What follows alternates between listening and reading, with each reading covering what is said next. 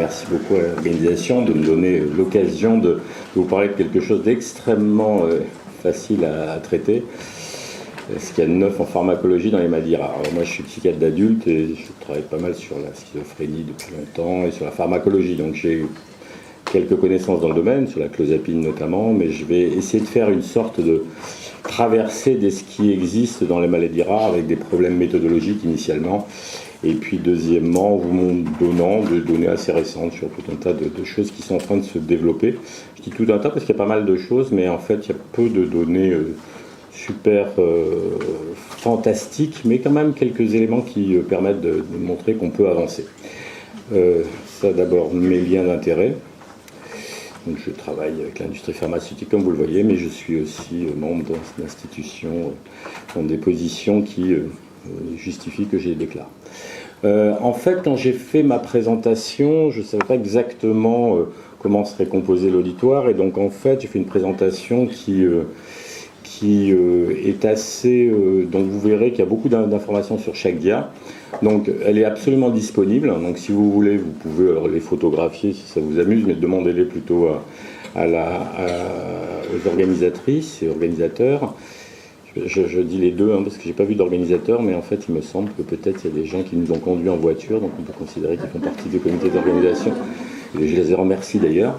Et en fait, donc c'était simplement, je vais certainement pas détailler tout ce que j'ai écrit sur les diapositives. Je vais simplement en faire des commentaires, et si vous voulez les regarder un peu plus attentivement, il n'y a pas de souci. Alors, premièrement, c'est l'aspect de méthode. Ça a été évoqué ce matin, il y a plusieurs éléments qui sont compliqués pour développer des traitements pharmacologiques dans les maladies rares. Premièrement, c'est comme il a été dit ce matin, c'est pas parce qu'on connaît par exemple une caractéristique génétique qui est associée à une maladie, à l'expression clinique, qu'on connaît véritablement, donc on connaît la cause, c'est ce qui a été dit ce matin, mais on ne connaît pas la physiopathologie, c'est-à-dire ce qui se passe derrière. Et donc en fait, ça ne nous permet pas forcément de comprendre qu'est-ce qui est associé directement dans cette physiopathologie à l'expression clinique, et donc de développer des stratégies médicamenteuses qui soient appropriées. Donc en fait, les connaissances à la fois génétiques, mais aussi physiopathologiques, sont quand même parfois insuffisantes, et on a tendance à avoir des développements de médicaments, et vous allez le voir, qui sont basés sur des effets syndromiques, ça a été évoqué par professeur Demilly tout à l'heure, et en fait c'est intéressant de voir ce truc-là, parce qu'en fait on a quand même un petit peu de difficulté à construire des projets spécifiques de recherche pour le développement des maladies. Premier élément.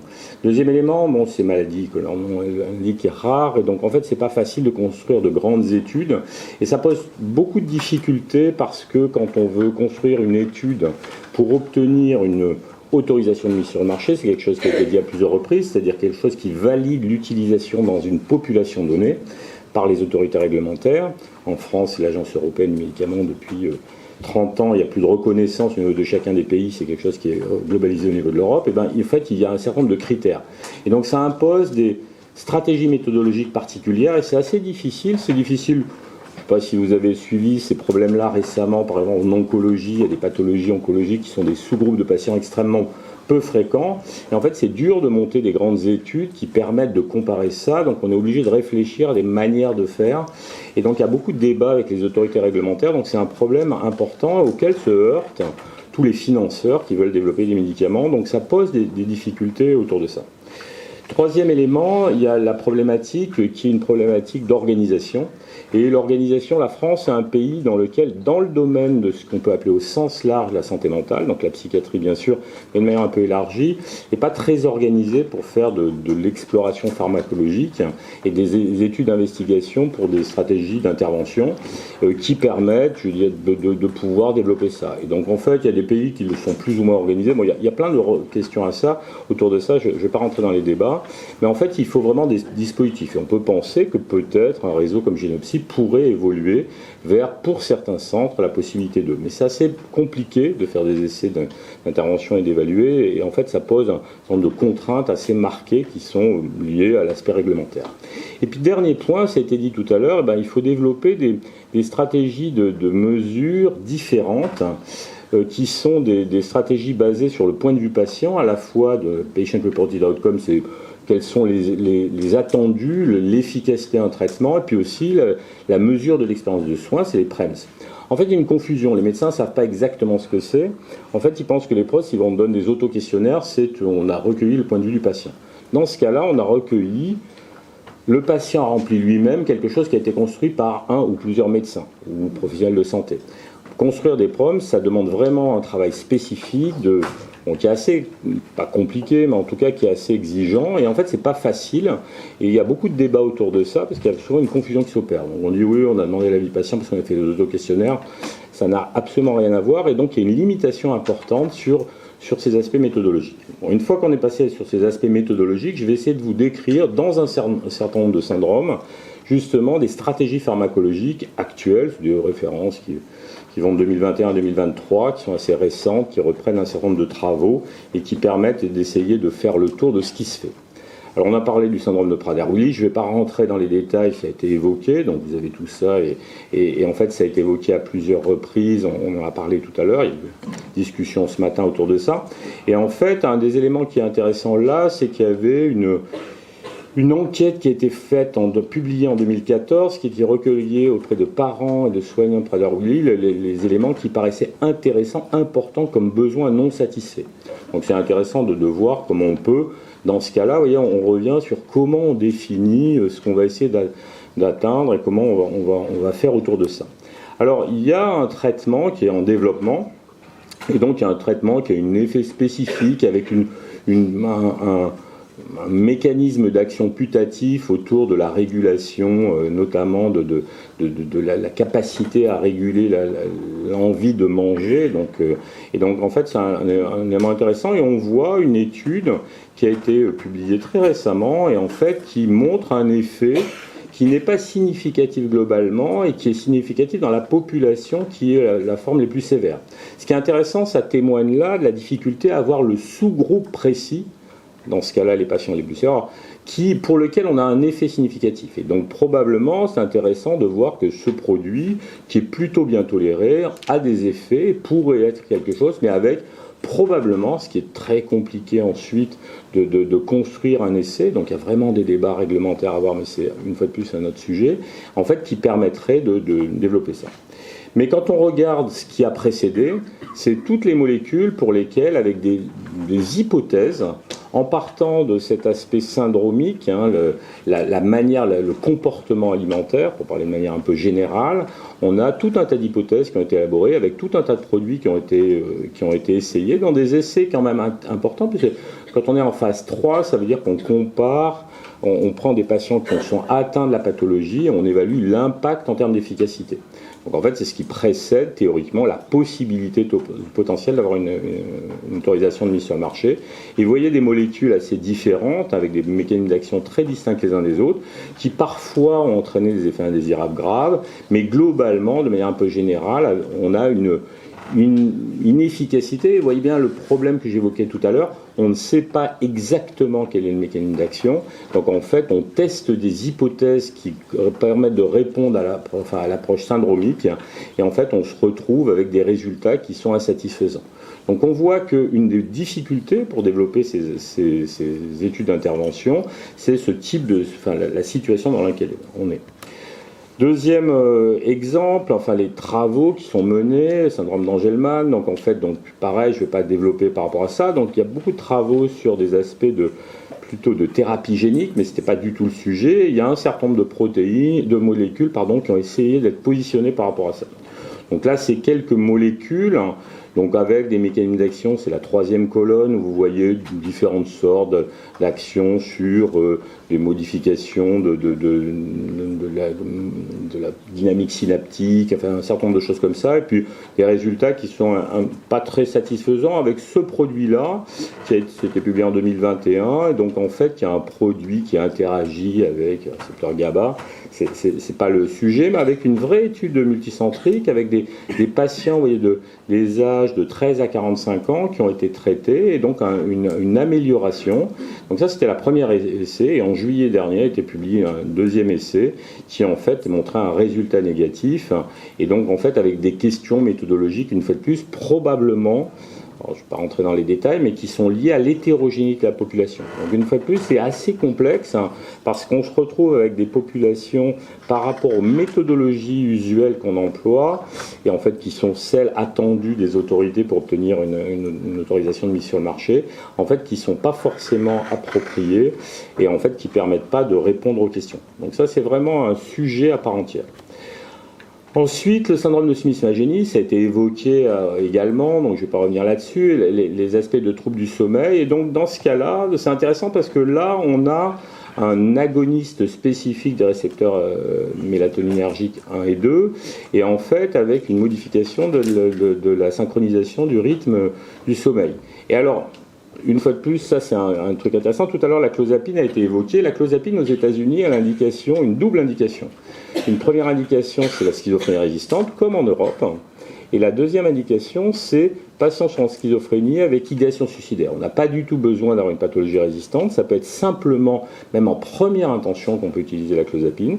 Sauf que cette indication-là, elle est consécutive à l'essai auquel j'avais participé, auquel faisait référence Olivier Guillain, mais en fait, il n'y a jamais eu de demande pour le laboratoire parce que le produit est devenu génériqué à ce moment-là. Ils n'ont jamais demandé l'autorisation en Europe et cette indication n'existe pas en Europe. Et là, pour le tasimeltéon, eh ben, en fait, il y a une indication aux États-Unis et en France qui est du sommeil, la désynchronisation du sommeil sur les 24 heures, donc qui est quelque chose d'assez différent, mais également dans le syndrome de Smith-Magenis aux États-Unis, mais pas en Europe. Et puis, on voit donc des données, ça c'est une étude pareille, assez récente, 2021, avec une amélioration du sommeil. Vous voyez tous les éléments qui permettent de mettre en évidence, donc l'effet par rapport au placebo, avec des éléments, et donc avec un intérêt, donc ce qui a permis justement d'obtenir cette indication aux États-Unis. Ça, c'est dans le syndrome de l'X fragile. Donc, dans le syndrome de l'X fragile, en fait, il y a, une fois de plus, il n'y a pas de traitement spécifique, mais un certain nombre, tout à l'heure ça a été évoqué, de repositionnement de molécules. Le repositionnement de molécules, c'est vraiment de dire, tiens, il y a des molécules qui servent à quelque chose, et en fait, on pense peut-être à cause d'effets observés quand on les utilise, ou à cause d'hypothèses physiopathologiques qui progressent, on pense que peut-être ça va faire quelque chose. Donc peut-être ça va faire quelque chose, qu'est-ce que ça signifie ? On essaye, et puis on regarde comment on indique. Et donc là, dans le syndrome de l'X fragile, il y a pas mal d'études qui ont été faites avec des produits qui sont utilisés dans plein d'autres choses, et avec des comportements ciblés. Donc il y a la metformine, le biguanide, donc en fait un biguanide, pardon, c'est le glucophage, pardon, la sertraline, l'aminocycline, qui est un produit qui a à la fois une action antibiotique et à la fois une action anti-inflammatoire, très utilisé dans des études justement chez les patients sur une schizophrénie inflammée, avec des résultats assez intéressants d'ailleurs, des statines, la camprosate, produit utilisé dans le sevrage, le maintien du sevrage alcool, un analogue GABA avec une efficacité dans le sevrage alcool qui est un peu discuté, mais en tout cas qui était utilisé, puis le cannabidiol qui est non pas le tétrahydrocannabidiol, mais c'est oui c'est ça, et c'est le cannabidiol qui est un produit qui est utilisé de plus en plus, et vous voyez les indications et les effets secondaires. Donc on voit tous ces repositionnements qui sont assez intéressants et avec des résultats qui sont pas forcément extraordinaires et donc qui permettent pas à l'heure actuelle de repositionner.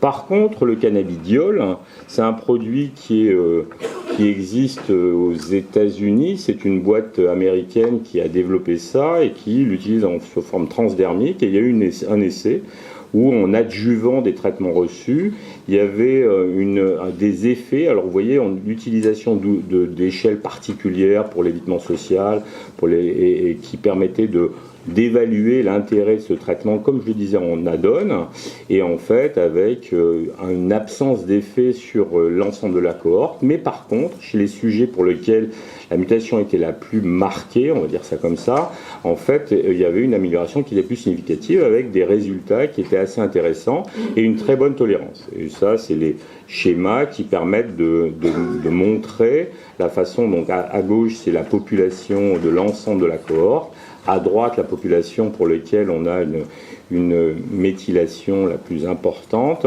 au niveau du gène porté par le chromosome X, et en fait, on se rend compte de la significativité, notamment dans l'évitement social, et donc avec un effet qui est beaucoup plus marqué. Donc en fait, c'est un traitement forcément non spécifique, mais en tout cas qui semble, une fois de plus, dans une partie de cette population-là, donc c'est un élément important, montrer un intérêt, une efficacité. On n'est pas sur des tailles d'effets, c'est comme ça qu'on qualifie l'efficacité d'un traitement, on n'est pas sur des tailles d'effets extraordinaires, mais en tout cas sur ces aspects-là, comme il a été dit, dans des logiques où on est plutôt dans des stratégies qui sont syndromiques, par rapport à des éléments qui entraînent des modifications comportementales, qui entraînent toutes les conséquences que vous connaissez bien, en fait on a des éléments d'intérêt. Le cannabidiol, il a été utilisé dans d'autres, il y a des études qui sont référencées dans clinicaltrials.gouv, et en fait vous voyez il y a l'utilisation dans le 22Q11, il y a l'utilisation dans le Prader-Willi, il y a l'utilisation dans la sclérose subéreuse, et puis dans le syndrome de Sanfilippo, et donc avec plutôt l'idée d'une action très syndromique, mais on voit cet intérêt. Et en fait, la problématique qui se pose, c'est qu'en France, on a une relation par rapport au cannabis thérapeutique qui est assez compliquée, et je ne sais pas du tout comment on va traiter ce truc-là institutionnellement, et la problématique du cannabidiol par rapport à l'arrivée sur le marché, parce qu'on a vraiment un problème sur la manière dont on appréhende l'utilisation du cannabis à vertu thérapeutique, comme ça peut être fait.